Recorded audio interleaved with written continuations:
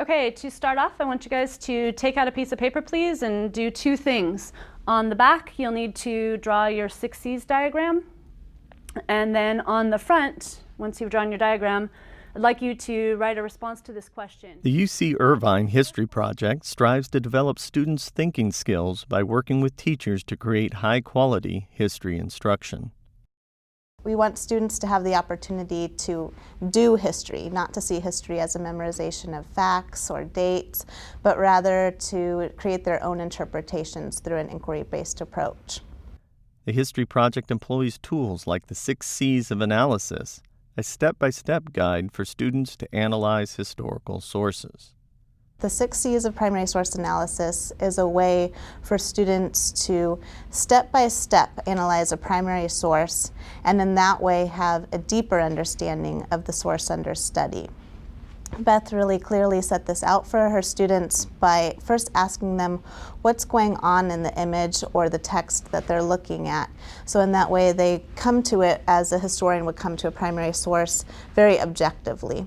And then situating this in the larger historical context, and finally moving deeply into the source by asking them to take a look at the images or the specific text that communicate a point of view or perspective.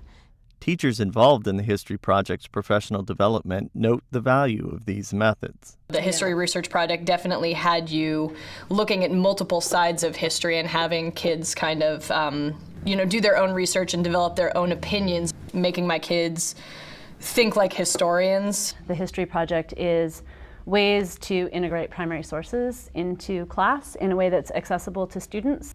So it was when I came on board with the History Project that I got a lot of the tools like the 6 C's that were important in breaking it down for the students.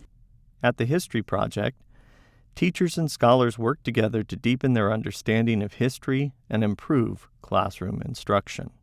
I think we share with the teachers we work with a commitment to improving student outcomes and giving students choices, helping them to think clearer, write better, know how to do research in ways that will enhance their ability to get accepted to a college or a junior college, and we want them to have options. We do a lot of work with so-called low-performing schools in Orange County, and we're trying to level the achievement gap. Research shows that students score higher on standardized tests when their teachers have participated in History Project programs. The History Project endeavors to help students succeed on many fronts. When you get teachers together, great things happen. Now, when you add professionals from university level, even greater things happen.